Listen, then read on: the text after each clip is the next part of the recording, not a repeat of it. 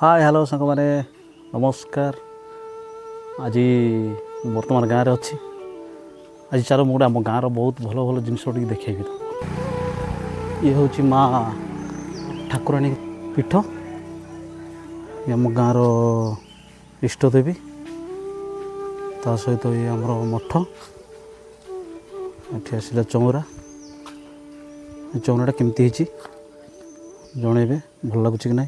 एठी आम गाँव माँ मैंने सब महामाई माँ को पूजा अर्चना करती। बहुत छोट कुटीरटी एटा माँ को जी जगह अच्छी, ये जगह 14 एकर जगह। ये 14 एकर जगार आज वृक्षारोपण कराऊँच। देखा ସେଇଟା भी जीवा देखा मो घर ये चौरार भी किसी अवदान देती। श्रम अवदान विथ आर्थिक भी किसी अनुदान भी कर मो तरफ ये गाँव लोक मैंने बहुत सहयोग कर। आसन देखिए माँ को भर को तो मुझे गाधे आज जीवन तथा दूर देखे दूची माँ पीठ। तो चलो जीवा आज देखा माँ को कौन कौन गछ लगाई कौन कराई माँ को जगार जो 14 एकर जगह अच्छी ये जगह कौन कराई देखा ठीक। चलो तो लगाई जाइए पूरा यहाँ पुणी आगु लगाई कि प्राय 3 थर 4 थर खंडे बिका गला। काली जेसीबी आसिक सफा कर पूरा लटी होता सफा कर। चलते देखिए माँ लगा गछ आम नील गछ जिते आस माँ को जमी लगा से लोक उपड़ा उपड़ी करदे तो निष्पत्ति निआनी निआ हम आउ कि बर्तमान लगी गोटे 1500 गछ अच्छी चलती काम का फ्यूचर लगा माँ को फ्यूचर ना गाँ लोक ना कौन एटा माँ को भी फ्यूचर विथ गाँ लोक फ्यूचर एटा काम कले गाँ लोक भी बंची पार माँ को अनुष्ठान भी बंची पार से प्रकार काम चलती। बहुत भल कमटा हो गाँव माने ए पदक्षेप बोधे गाँव में नि जाऊनी एत जगह भी ना को गाँव में आम गाँव जी माँ को जगह अच्छी तेणुक यहाँ बहुत वर्ष पर गोटे उचित पदक्षेप निया गछ लगे उद्देश्य कौन मैंने माँ 15 एकर जगह पड़ी अच्छी माँ 15 एकर जगह पड़ी अच्छी से माँ को किसी उन्नतिकरण हो पार ना से गाँ लोकर प्रयास गाँ लोकर किसी श्रमदान विथ निजस्व पैसा कलेक्शन करी माँ को कि आगामी दिन में तार फंड उन्नति हो पार। फंड उन्नति होगा सहित गाँव रोजगार भी आगे बढ़ी पार ताकू आखि आगे रखिकी ये कमटा आगे कार्य को आगे बढ़ा जाऊँ। बहुत बहुत धन्यवाद।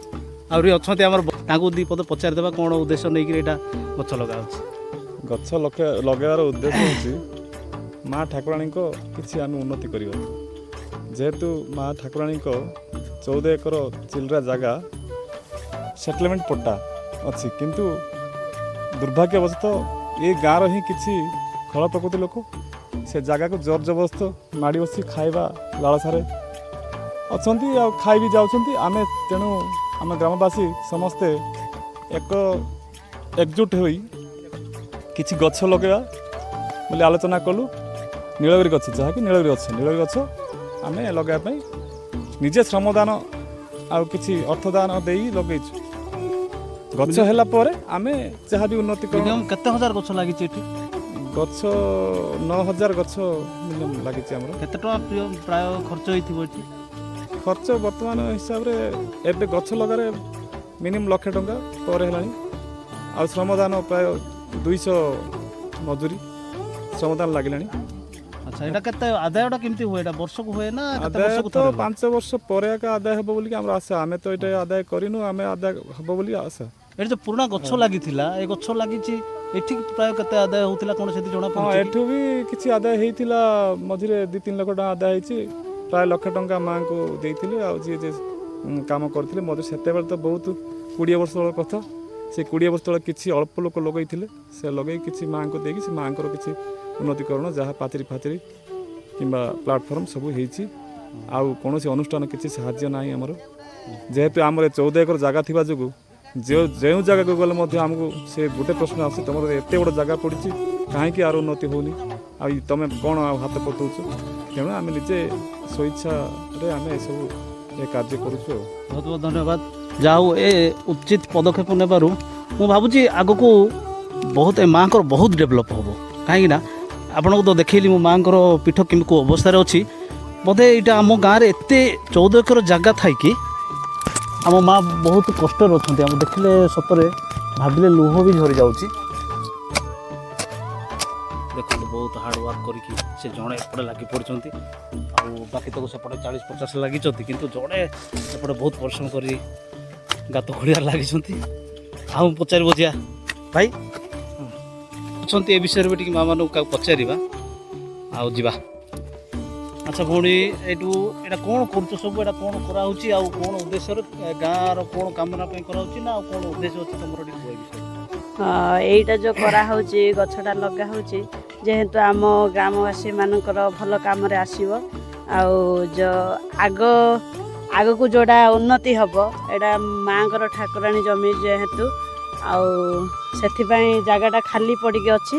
ତ ଗାଁବାସୀ ସବୁ ଏହା ଭାବିଛନ୍ତି କି ଗଛଟା ଲଗେଇକିରି ଯେମିତି ଭଲ କାମଟେ କରିବେ। ଖୁସିରେ ଲଗାଉଛ ନା ମନ ଦୁଃଖରେ ନା ଗଣ୍ଡଗୋଳରେ ନା? ନାଇଁ, ସମସ୍ତେ ତ ଖୁସିରେ ବର୍ତ୍ତମାନ ଲଗାଉଛନ୍ତି, କିନ୍ତୁ କିଛି ଦିନ ପୂର୍ବରୁ ଯେତେବେଳେ ସେକେଣ୍ଡ ଟାଇମ୍ ଆମେ ଗଛ ଲଗାଇଥିଲୁ ସେ ସମୟରେ ଗୋଟେ ଆମର ଅଶାନ୍ତି ସୃଷ୍ଟି ହେଇଥିଲା। ତ ସେମିତି ଅଶାନ୍ତି ହେଇଥିଲା ଏଇଟା?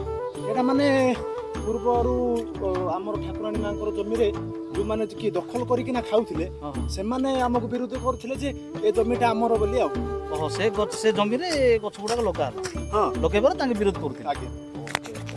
ହଉ ଠିକ୍ ଅଛି। ବର୍ତ୍ତମାନ କ'ଣ ଠିକ୍ ଠାକ୍ ଅଛି ନା ଆହୁରି ସମସ୍ୟା ଅଛି ସେ ଭିତରେ? ନା, ଆହୁରି ତ ସମସ୍ୟା ଅଛି, କିନ୍ତୁ ଆମେ ବର୍ତ୍ତମାନ ଯେତିକି ଜମି ଆମର ଚିହ୍ନଟ କରିଛୁ ସେ ଜାଗାରେ ହିଁ ଆମେ ଗଛ ଗୁଡ଼ାକୁ ଏବେ ରୋପଣ କରୁଛୁ। ଆଚ୍ଛା, ତାଙ୍କର କ'ଣ କ୍ଷତି କରାହେଇଛି କି? ନା ନା ନା। ତାଙ୍କର କିଛି କ୍ଷତି ନାହିଁ, ତଥାପି ଠିକ୍ ଅଛି। ଏବେ ସମସ୍ୟା ତ ପଛର କଥା, କିନ୍ତୁ ଗଛ ଲଗାଇବାଟା ତ ବହୁତ ଉପକାର ଜିନିଷ। ଆଉ ଜୟ ଜଗନ୍ନାଥ ରହିଲି।